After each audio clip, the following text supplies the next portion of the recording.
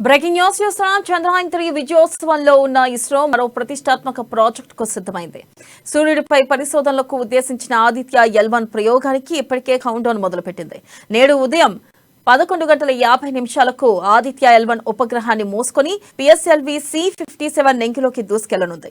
భూమి నుంచి సూర్యుడి దిశగా దాదాపు 15 లక్షల కిలోమీటర్ల దూరంలో ఉన్న లాంగ్ రేంజ్ 1 ప్రాంతానికి చేరుకునేందుకు ఈ మిషన్ కు 125 రోజుల సమయం పడుతుందని ఇస్రో చైర్మన్ ఎస్ సోమనాథ్ తెలిపారు. భూమికి సూర్యుడికి మధ్య దూరంలో ఇది కేవలం 1% మాత్రమే.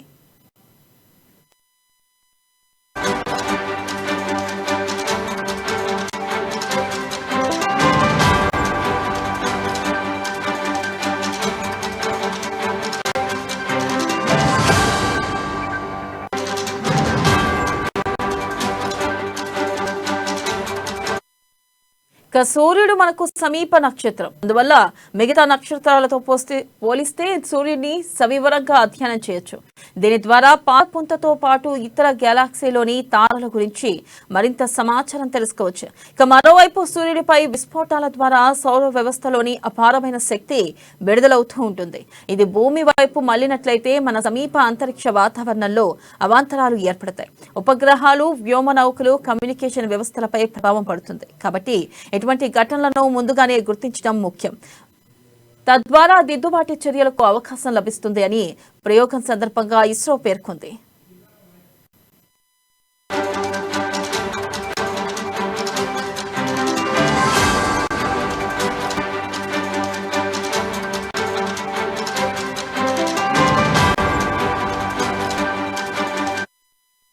ఆదిత్య-L1 ప్రయోగానికి ఇస్రో శాస్త్రవేత్తలు PSLV రకం రాకెట్ ను వినియోగిస్తున్నారు. PSLVలో ఇది అత్యంత శక్తివంతమైంది. 2008లో చంద్రయాన్-1 మిషన్ లో, 2013లో మార్స్ ఆర్బిటర్ మిషన్ లో ఈ రకం రాకెట్లనే వినియోగించారు. ఆదిత్య-L1 వ్యోమనౌకను తొలుత దిగువ భూకక్షలోకి ప్రవేశపెడతారు. తర్వాత భూమి చుట్టూ దీర్ఘవృత్తాకార కక్షలో తిరుగుతూ పయనించిన అనంతరం ప్రొపల్షన్ వ్యవస్థలను ఉపయోగించి L1 పాయింట్ వైపు మళ్లించనున్నారు. ఈ క్రమంలో భూమి గురుత్వాకర్షణ ప్రాంతం ప్రభావం నుండి బయటపడి చివరికి L1 చుట్టూ కక్షలోకి చేరుకుంటుంది. ఇక్కడి నుంచి నిరంతరం సూర్యుడిని కనిపెట్టుకోవడానికి వీలుంటుంది.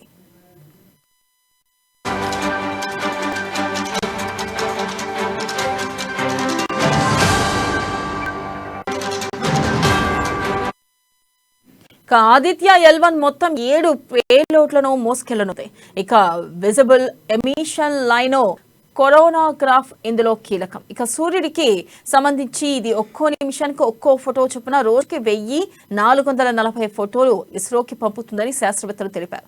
దీంతో పాటు solar ultraviolet imaging telescope, Aditya solar wind particle experiment, plasma analyser package for Aditya, solar low energy X-ray spectrometer, high energy L1 orbiting X-ray spectrometer, magnetometer పేలోడ్లను అమర్చారు.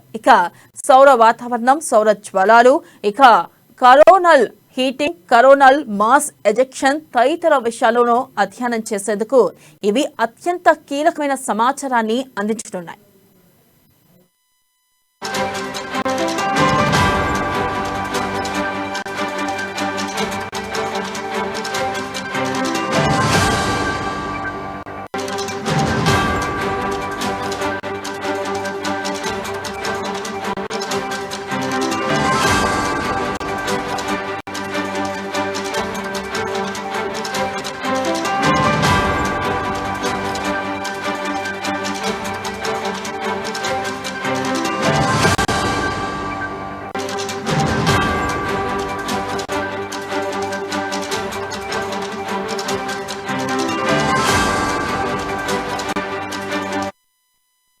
బ్రేకింగ్ న్యూస్ చూస్తున్నాం. చంద్రయాన్-3 విజయోత్సవంలో ఉన్న ఇస్రో మరో ప్రతిష్టాత్మక ప్రాజెక్టుకు సిద్ధమైంది.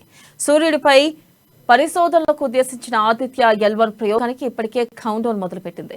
నేడు ఉదయం 11:50 ఆదిత్య-L1 ఉపగ్రహాన్ని మోసుకొని PSLV C-57 నెంగిలోకి దూసుకెళ్లనుంది. భూమి నుంచి సూర్యుడి దిశగా దాదాపు 15 లక్షల కిలోమీటర్ల దూరంలో ఉన్న లాంగ్ రేంజ్ 1 ప్రాంతానికి చేరుకునేందుకు ఈ మిషన్కు 125 రోజుల సమయం పడుతుందని ఇస్రో చైర్మన్ ఎస్ సోమనాథ్ తెలిపారు. భూమికి సూర్యుడికి మధ్య దూరంలో ఇది కేవలం 1% మాత్రమే. దీనిపై మరింత సమాచారాన్ని మా ఇన్పుట్ ఎడిటర్ శ్రీనివాస్ అందిస్తారు.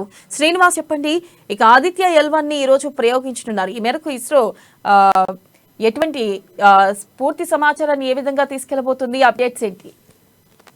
రైట్ వెన్నెల, ఏదైతే మనం చూస్తున్నామో చంద్రయాన్-3 తర్వాత ప్రపంచ దృష్టిని అంతా కూడా భారతదేశం అదేవిధంగా ఇస్రో తన వైపు తిప్పుకోవడం జరిగింది. ఈ రోజు జరగబోయే ఆదిత్య L1 సూర్యుని వద్దకు ఏదైతే ప్రయోగం అవుతుందో ఈ ప్రయోగంతో మరోసారి భారతదేశం ప్రపంచ దృష్టిని తన వైపు తిప్పుకుందని మనం స్పష్టంగా చెప్పొచ్చు. ఎందుకంటే చంద్రయాన్-3 ప్రయోగం సక్సెస్ అయ్యింది. సక్సెస్ అయిన తర్వాత కూడా చంద్రుడి మీద ఏదైతే రోవర్ అనేక చిత్రాలను పంపిస్తుంది, అక్కడున్న సమాచారాన్ని మనకు చేరవేస్తుంది. ఈ దిశలోనే ఇప్పుడు ఆదిత్య L1 కూడా ఉండబోతుందని చెప్పేసి ఇస్రో శాస్త్రవేత్తలు చాలా ధీమా వ్యక్తం చేస్తున్నారు.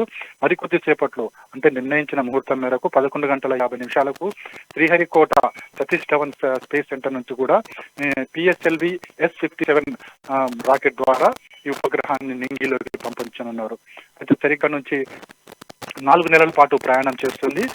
సూర్యుని కక్షలోకి ప్రవేశపెట్టాల్సిన అవసరం ఉంది. ఎందుకంటే ముఖ్యంగా చూసుకుంటే కనుక గురుత్వాకర్షణ నుంచి సూర్యుని కక్షలోకి ప్రవేశపెట్టాల్సిన కీలకమైన దశ. ఎందుకంటే ఇక్కడ గురుత్వాకర్షణ చాలా ఎక్కువగా ఉంటుంది కాబట్టి అది తిరిగి భూకక్షలోకి రాకుండా, భూమి మీద పడకుండా అతి జాగ్రత్తగా దాన్ని సూర్యుని కక్షలోకి ప్రవేశపెట్టాల్సి ఉంటుంది. సూర్యుని కక్షలో ప్రవేశపెట్టిన తర్వాత కూడా ఆ కక్ష నుంచి కూడా సూర్యుని ఆకర్షణ చాలా ఎక్కువగా ఉంటుంది. సో దాన్ని కరెక్ట్ గా ఒక ఆర్బిటరీ సెంటర్ మీద దాన్ని పెట్టాల్సి ఉంటుంది. ఎట్లయితే చంద్రయాన్-3 ప్రయోగం జరిగిందో అదే తరహాలోనే ఇక్కడ ఆదిత్య L1 ప్రయోగంగా జరగబోతుందని చెప్పొచ్చు. దాదాపుగా భూమి నుంచి సూర్యునికి 5 కోట్ల కిలోమీటర్ల దూరం ఉంది. 5 కోట్ల కిలోమీటర్ల దూరంలో L1 పాయింట్ ఏతుందో అది కేవలం 15 లక్షల కిలోమీటర్లు. అంటే 4 నెలల పాటు ఇది ప్రయాణం చేయాల్సి ఉంటుంది. L1 ద్వారానే అంటే ఇప్పటివరకు కూడా అమెరికా కావచ్చు, రష్యా కావచ్చు, ఇతర దేశాలు ఏవైతే సూర్యుని మీద ప్రయోగం చేయదలుచుకున్నాయో అన్ని కూడా L1 పాయింట్ లోనే అక్కడ ఉపగ్రహాలను ఏర్పాటు చేయబడింది. అయితే ఇప్పుడు భారతదేశం కూడా అదే L1 పాయింట్ లో కూడా అక్కడ తన స్పేస్ సెంటర్ ఏర్పాటు చేసుకోబోతుంది. అక్కడ నుంచి కూడా సూర్యుని వాతావరణం ప్రధానంగా అక్కడ అధ్యయనం చేయబోతున్నారు. సూర్యుని వాతావరణంతో పాటు ఏదైతే అంతరంగికంగా జరుగుతున్న రియాక్షన్స్ ఏవైతే ఉంటాయో, వేవ్స్ కావచ్చు, అదేవిధంగా సూర్యుని నుంచి వచ్చే తరంగాలు భూమిని తాకడం వల్ల ఏర్పడే రియాక్షన్స్ కావచ్చు, వీటన్నిటి మీద కూడా ఇస్రో క్షుణ్ణంగా పరిశీలించబోతుంది, పరిశోధన జరపబోతుంది. అదేవిధంగా ఏదైతే సూర్యుడి నుంచి వచ్చే తరంగాలు భూమికి చేరుకోవడానికి ఎంత సమయం పడుతుంది, తద్వారా భూమి మీద ఏమన్నా నష్టాలు జరిగే ప్రమాదం ఉందా అనే అంశాల మీద కూడా ప్రధానంగా ఇక్కడ ఇస్రో పరిశోధన జరపబోతుంది. ఇంకా మొత్తానికి చూసుకుంటే కనుక నిన్న 11:50 కౌంట్ డౌన్ స్టార్ట్ అయింది. మరి కొద్దిసేపట్లో అంటే కరెక్ట్ గా 11:50 సతీష్ ధవన్ స్పేస్ సెంటర్ నుంచి కూడా ఈ L1 ప్రయోగం జరగబోతుంది, ఆదిత్య L1 ప్రయోగము. దీనికోసం ఇప్పటికే ఇస్రో సైంటిస్టులందరూ కూడా సతీష్ ధవన్ స్పేస్ సెంటర్ చేరుకోవడం జరిగింది. అదేవిధంగా ప్రధాని మోడీ, అదేవిధంగా ఇతర కేంద్ర మంత్రులు కూడా ఇస్రో ఏర్పాట్లను గమనిస్తూనే ఉన్నారు. ఎప్పటికప్పుడు అక్కడ పరిస్థితులు తెలుసుకుంటూనే ఉన్నారు. ఈ ఆదిత్య L1 ప్రయోగం తర్వాత సక్సెస్ సాధించగలిగితే భారత్ మైలురాయిని దాటగలిగిన కీర్తి ప్రతిష్టలు దక్కుతాయి. అదేవిధంగా ప్రపంచ దృష్టిని మరోసారి దేశం తన సాంకేతిక పరిజ్ఞానంతో ఆకర్షించబోతున్నది మాత్రం మనకు స్పష్టమవుతుంది. వినడా. Thank you Srinivas.